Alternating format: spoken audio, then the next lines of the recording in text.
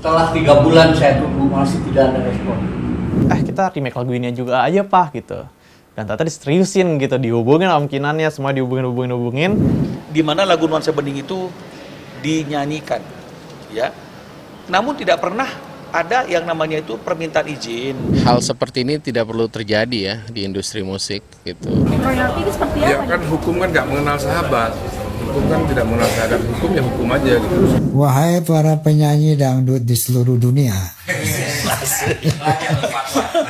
boleh nyanyiin lagu saya, nggak saya tagih.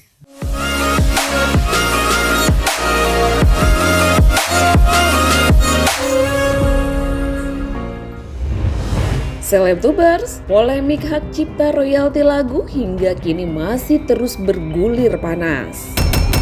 Yang terbaru, pedangdut Lesti Kejora digugat oleh pencipta lagu Yoni Dores lantaran menyanyikan 5 lagu tanpa izin sejak tahun 2018. Istri Rizky Bilar ini kedapatan mengcover lagu yang diunggah di YouTube. Jika terbukti bersalah, Lesti pun terancam hukuman penjara hingga 4 tahun dan denda 1 miliar rupiah. Om, awal ikhwalnya akhirnya Om Yoni ini menggugat Lesti, Om. Sebetulnya niatan menggugat nggak ada dari awal. Udah kencang dikit Om. Gini. Ya. Awalnya tidak ada kepikiran untuk menggugat. Saya hanya menginginkan informasi, meminta informasi kepada Lesti, dan saya datang sendiri ke rumahnya. Ternyata tidak ditanggapi lah. Kemudian yang kedua, saya datang sama Pak Ilham menemukan bahwa somasi. Kenapa saya bawa somasi? Karena saya udah datang beberapa kali masih nggak ini, sementara saya cuma ingin konfirmasi aja. Saya pikir kalau sampai dikasih somasi mungkin bisa keluar lah gitu ya. Minimal menghubungi saya, kan teleponnya dicantumkan ya, telepon apa semua dicantumkan. Somasi 1 tidak ada respon. Somasi 1 masih direspon sama manajemennya. Sementara saya tidak tahu sama sekali Lesti di manajemen mana, karena memang tidak pernah dipromosikan bahwa Lesti ada di manajemen mana kan. Tiba-tiba ada dari manajemen dengan jawaban salah alamat untuk menuntut Lesti. Kan harusnya menuntutnya ke manajemen. Saya pikir saya nggak ada urusan dengan manajemen. Saya hanya ingin menanyakan masalah lagu bang, tidak ada urusan apa-apa. Nah, masuk somasi kedua, masih tidak ada jawaban, tidak ada respon. 2 kali 3 kali. Somasi 2 kali. Masih 2 kali dan 3 kali. Iya. Masih 2 kali ataupun 3 kali. Setelah itu kita diamin, kita nunggu dari reaksi dari somasi itu. Ternyata nggak ada sama sekali reaksinya. Ya, saya manusia bukan nabi.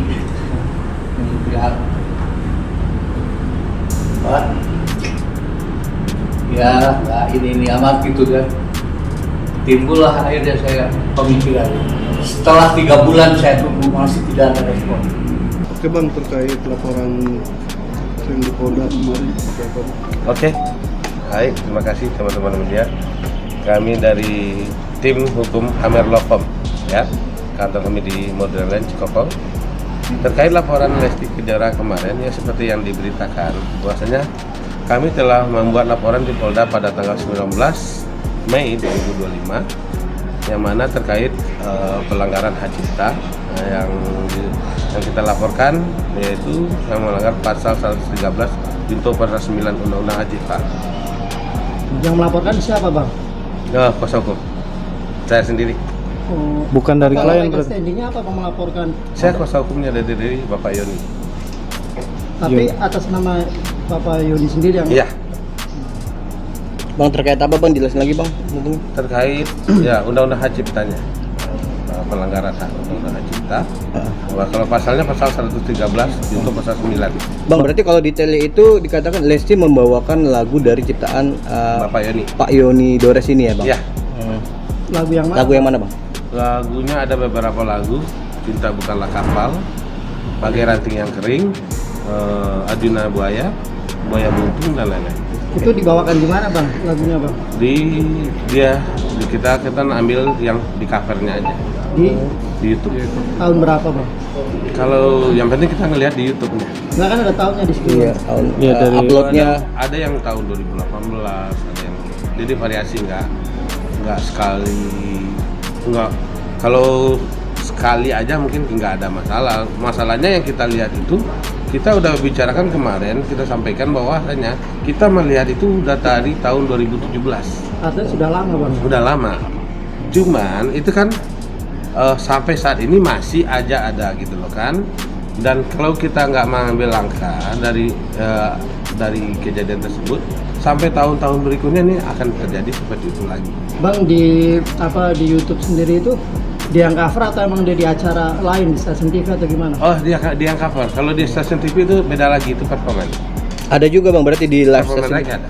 Di konser-konsernya juga ada. Kita ambil itu, kita kategorikan itu performan right. Bang, tapi Pak, pada awalnya memang Lesti Kejora dengan Pak Yoni ini memang sudah kenal apa enggak Bang? Justru itu, dia menyanyikan lagu seseorang tapi dia nggak mau kenal dengan orang yang menciptakan lagunya. Nah itu masalahnya. Kalau dia udah kenal pasti ada komunikasi dong. Kalau udah kenal mungkin Pak Yoni sendiri juga nggak enakan lah gitu loh kan. Tetapi karena belum kenal sama sekali. Bang, alasannya apa sih Bang akhirnya Pak Yoni menggugat atau hak cipta kepada Lesti sendiri? Apakah melihat dari akun view di YouTube notanya tinggi atau seperti apa? Oh bisa jadi. Kita ya, intinya gini, Pak Yoni datang ke kantor, dia minta tolong bahwasanya keluhannya seperti ini, bahwasanya lagu dia dinyanyikan oleh Lesti tanpa izin. Apa langkah yang bisa dilakukan dengan langkah hukum? Tak sendirian, penyanyi Vidi Aldiano mengalami nasib serupa. Ia digugat senilai 24,5 miliar rupiah oleh pencipta lagu Nuansa Bening, Kinan Nasution dan Rudy Pekerti. Gugatan itu terjadi lantaran Vidi dianggap menyanyikan lagu Nuansa Bening secara komersil tanpa seizin pengarang lagu. Yang tak kalah mengejutkan nih guys, Kinan dan Rudy meminta agar pengadilan menyita rumah Vidi sebagai jaminan pembayaran denda dalam gugatannya tersebut. Yang kita persoalkan terhadap Vidi adalah Vidi telah menggunakan lagu itu secara komersil ya di banyak konser selama 2008 sampai 2020-an ya yang diberikan oleh klien kami itu mungkin lebih dari 300 pertunjukan langsung ya di mana lagu Nuansa Bening itu dinyanyikan ya. Namun tidak pernah ada yang namanya itu permintaan izin kepada penciptanya ya. Tidak ada juga hal-hal lain yang dilakukan oleh Vidi terhadap penciptanya. Terus lagu terakhir yang aku denger itu adalah waktu itu Om Kinan Nasution itu ngirim DVD Best of the Best Kinan Nasution ke rumah gitu, dan itu aku dengerin dan di situ aku ada lagu satu yang familiar banget sama aku dan menurut aku nadanya bagus, liriknya bagus, semuanya bagus, itu judulnya Nuansa Bening gitu. Dan di situ aku keceplosan ngomong sama papa, kenapa kita remake lagu ini juga aja Pak gitu. Dan ternyata diseriusin gitu, dihubungin Om Kinannya, semua dihubungin. Om Topati udah bikin musiknya, terus aku dipanggil buat nyanyi rekaman, jeder, terus tiba-tiba musiknya R&B gitu, terus dimasukin rap juga gitu. Penyanyi besar gitu, itu penyanyi besar kalian nyanyi lagu Nuansa Bening, tadinya aja bukan siapa-siapa gitu loh Mbak. Dan tidak ada kepastian hukum, maka kita bawa masalahnya ke pengadilan niaga dengan harapan kalau pengadilan niaga yang memutuskan tentang berapa nilai yang wajar dan patut atas penggunaan lagu Nuansa Bening tersebut tanpa izin, pastikan kedua belah pihak akan menerimanya. Tak dipungkiri nih guys, Nuansa Bening adalah lagu perdana Vidi Aldiano yang sukses mengantarkannya di belantika musik tanah air. Sayangnya, kini lagu tersebut justru membawanya pada perkara hukum yang pelik. Bahkan, di tengah kondisi kesehatan Vidi yang tengah berjuang melawan penyakit kanker selama beberapa tahun terakhir. Namun begitu, hingga kini Vidi masih bungkam terkait perkara hukum yang tengah menjeratnya tersebut. Persidangan dan diberikan kesempatan 3 kali, kalau memang misalnya kesempatan 3 kali itu tidak dimanfaatkan, tidak digunakan, maka tentu yang merugikan adalah tergugat sendiri. Tidak hadir 3 kali, maka kan akan ada putusan secara perspektif. Nah, jadi saya rasa pasti Vidi tidak akan menyia-nyiakan kesempatan yang ada, karena kan tinggal 2 kesempatan lagi nih. Setali 3 uang dengan Lesti dan Vidi, Agnes Mo justru digugat lebih dulu oleh pencipta lagu Bilang Saja, Ari Bias. Berdasarkan putusan Pengadilan Niaga Jakarta Pusat pada 30 Januari 2025 lalu, Agnes diharuskan membayar denda sebesar 1,5 miliar rupiah. Ia dinyatakan bersalah karena menyanyikan lagu Bilang Saja tanpa izin sebanyak 3 kali. Banyak yang meragukan, banyak yang berharap juga saya nggak berhasil gitu. Ternyata ini berhasil. Putusan pengadilan memenangkan saya.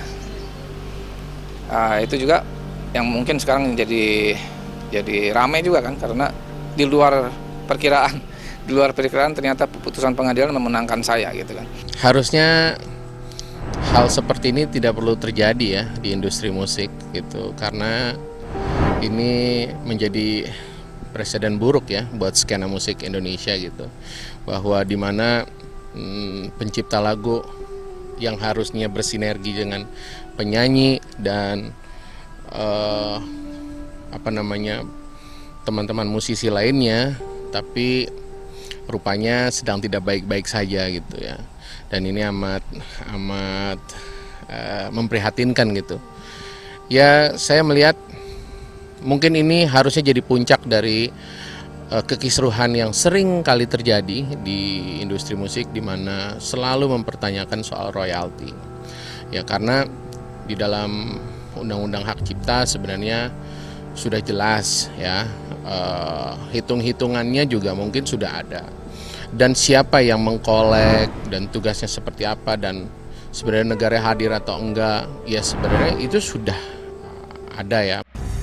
Kisruh hak cipta dan royalti antara penyanyi dan pencipta lagu juga memicu perdebatan di kalangan musisi tanah air. Sebut saja Ahmad Dhani, yang menjadi pioner pertama yang vokal soal royalti bagi pencipta lagu. Menurutnya, pencipta lagu dan penyanyi memiliki hak untuk mendapatkan royalti. Suami Mulan Jamila itu juga menegaskan tidak ada kepentingan event organizer atau I.O. dalam pembayaran royalti kepada pencipta lagu. Hal itu dirujuk pada aturan yang diatur dalam Undang-Undang Hak Cipta.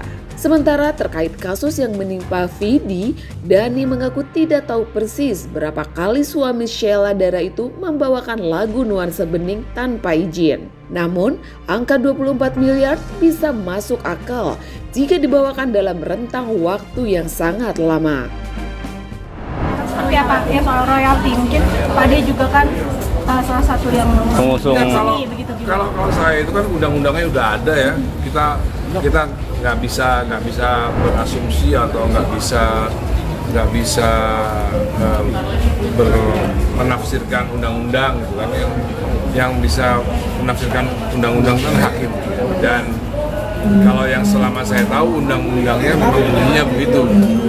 Undang-undangnya memang bunyinya satu pelanggaran itu dendanya 500 juta. Nah, kalau pelanggarannya berapa ya tinggal dikali aja. Tapi kan ini masalahnya dari Vidi dan orang tua Vidi dengan yang sang ini kan ada sahabat baik dulu katanya seperti itu. Tapi tiba-tiba sudah digugat dengan adanya membayar royalti, ini seperti apa? Ya kan hukum kan nggak mengenal sahabat. Hukum kan tidak mengenal sahabat, hukum ya hukum aja gitu. Tidak mengenal sahabat, bahkan tidak mengenal keluarga kan, ya kan?